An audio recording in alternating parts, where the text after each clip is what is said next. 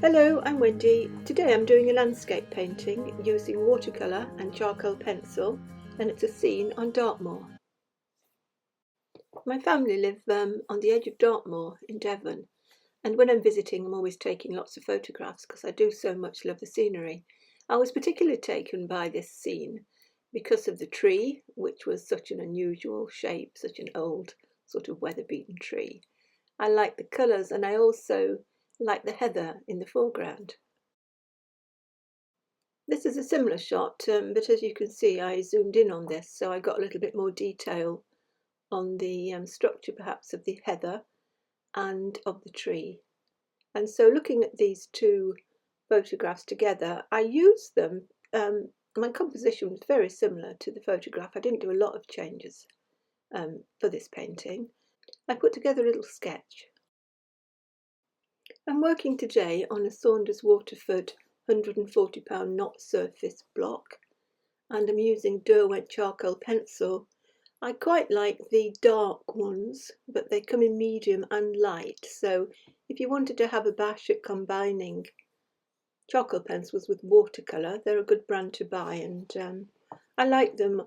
I'm doing the sketch in charcoal. It's quite loose because I don't want to tie myself down to doing any particular detail.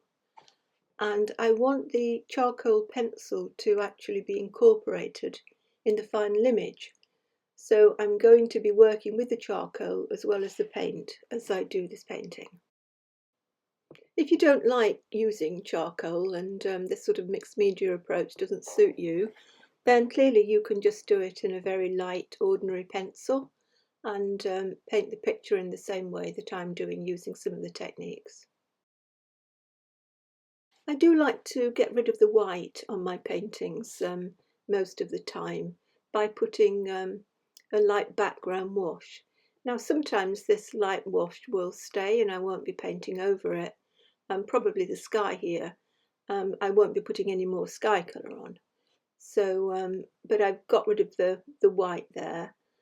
I'm also going to get rid of the white in the foreground as well, but as I was saying earlier, I'm just using the charcoal pencil to put a little bit more detail, a little bit more. They're good for putting the tones in where you want the darker areas.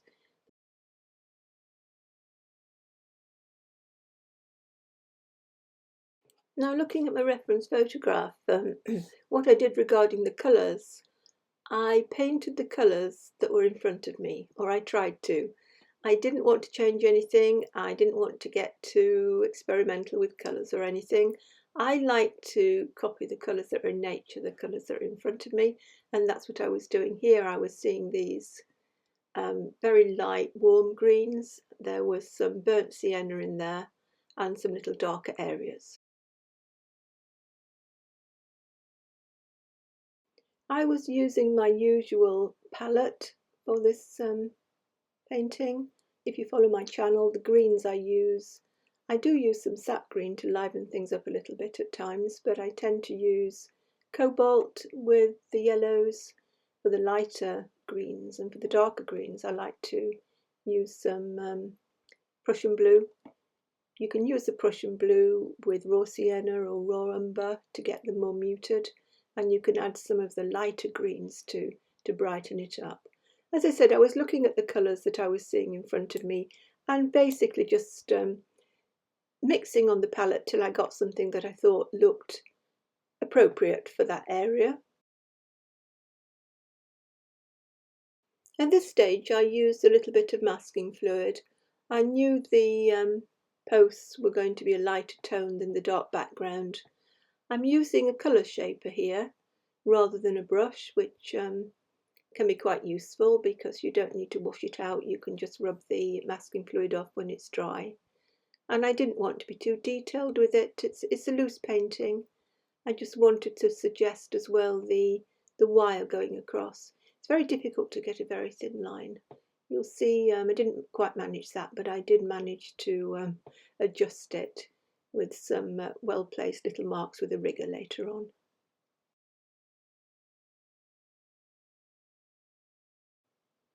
So I'm doing some work on the heather.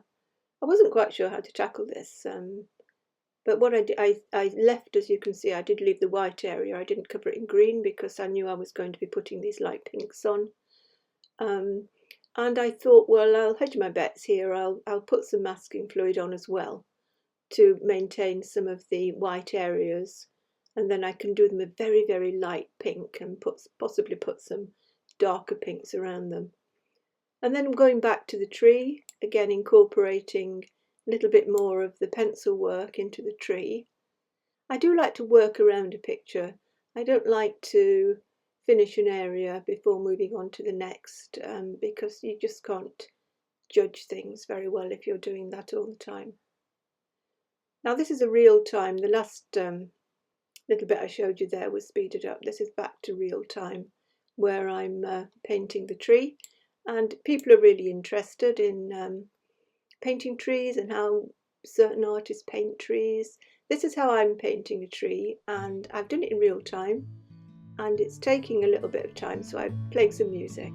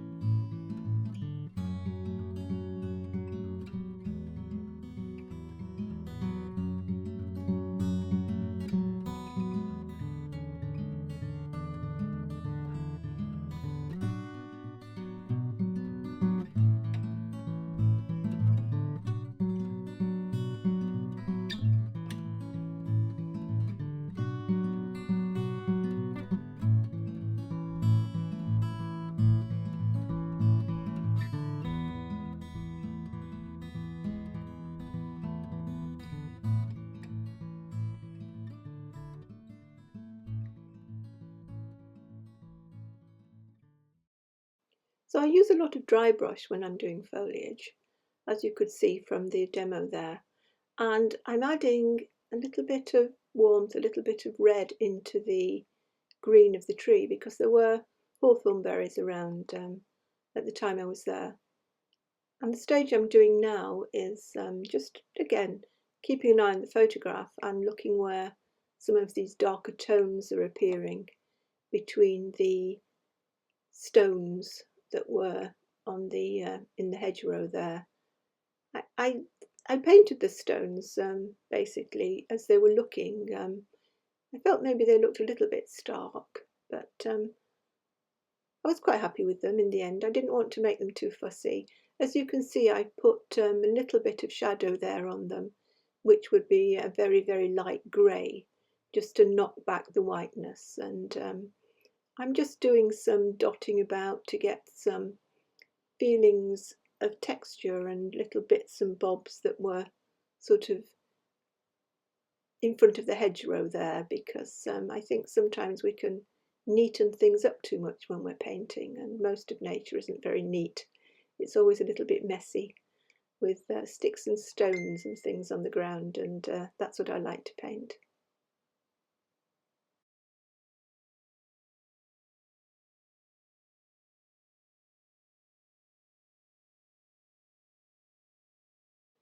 Again, incorporating some of the pencil work into the painting. I suppose it's using it in a sort of similar way to if you were doing a pen and wash. You would use the pen to make the marks on the foliage.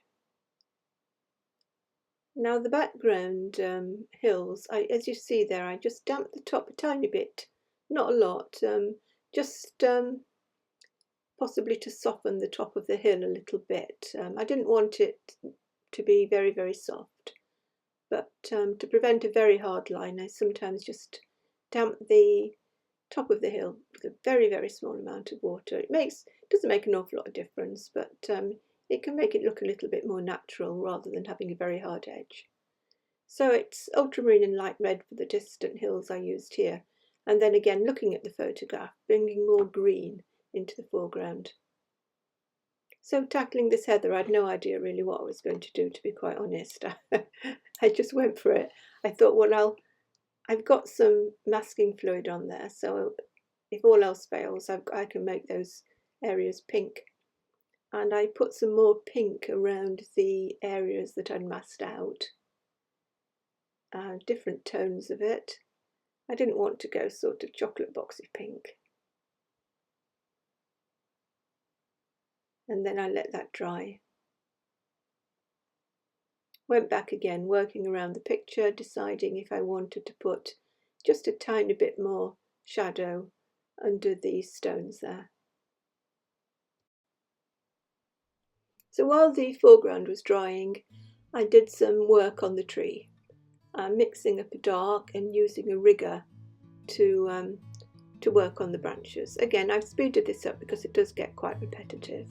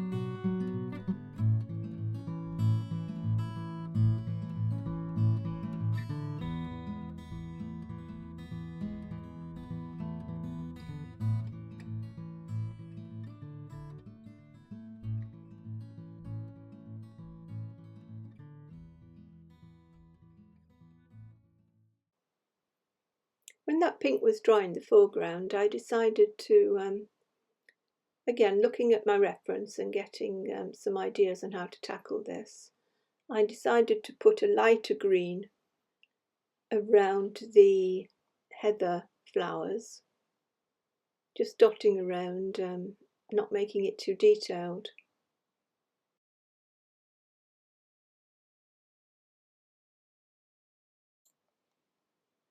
So what I'm trying to do is to work around some of those light pink areas that I put on. And what I'm going to do following this is to mix up a darker green to put the darks in there. The greens I'm using here for the lighter one would be cobalt with a light yellow, possibly a bit of raw sienna. And if you find that green is a little bit dull, then have some sap green to hand, because it's a really good mixer and can liven up your greens. So maybe use a little bit of sap green in there as well. When the lighter greens were dry, then I mixed up the darker green, as you can see, and put in, particularly at the front here, some of those darker tones that I was seeing, some of those darker greens. Now these dark greens would be mixed from Prussian blue with burnt sienna. That would be the main base. If that was too dark or to blue, then you adjust it according to how cool or how warm you want the green. Again, you could pop another colour in there, a bit of raw sienna. It's all down to experience, and if you're very new to watercolour, it's best to experiment with your greens and do some swatches and label them, and then you can go back and see which greens you really liked. It's always down to practice. As I say, I tend to try and mix the greens that I see in front of me, and find that works quite well. I did pop some yellow in there because there was gorse out, but you'll see later on I got rid of it. For some reason I didn't like the yellow in there.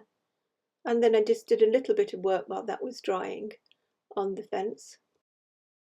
As I mentioned, the masking fluid was a little bit too thick on there, so I just used the background colour a bit darker just to go underneath those white marks, and maybe put 1 or 2 extra marks on there. And again, what I'm doing now, I've put a mount around just to see how I'm going to finish the picture off. It does help if you put a mount around your work. I usually start putting a mount around about 3/4 of the way through the picture.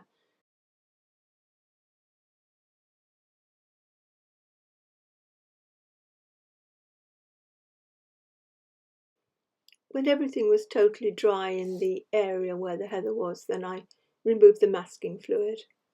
I was glad I put the masking fluid on because it left the foreground quite nice and light.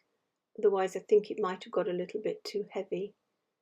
And again, putting the mount around it, I felt that heather, even though I didn't know what to do when I started out, I thought it did work quite well. I think it fitted in with the rest of the picture. And then I needed to do a little bit of work on it, but I didn't want to do too much. So again, incorporating the charcoal pencil, I was just picking out some of the flowers. And I've speeded this next little bit up again because of its repetitive nature.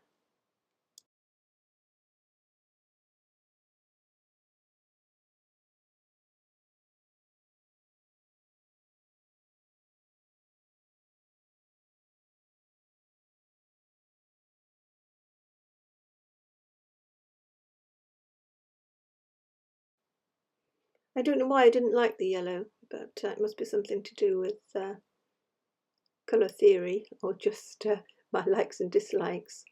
But what I did was, to get rid of it, I damped it and then used a tissue just to blot it out, and then I would go over with a little bit more green when it was dry. There are always ways of changing watercolour. I felt it might have been a bit fussy, I know, but I felt it needed a little bit more white on the top left there, just to bring the foreground, I suppose, a little bit more into the middle ground. I used an opaque white to do that, and you could always add an opaque white to the foreground if you felt you'd lost some of the lightness. I put a little bit more pink in areas on the heather, just a few little darks in places, but didn't want to make it too uniform looking.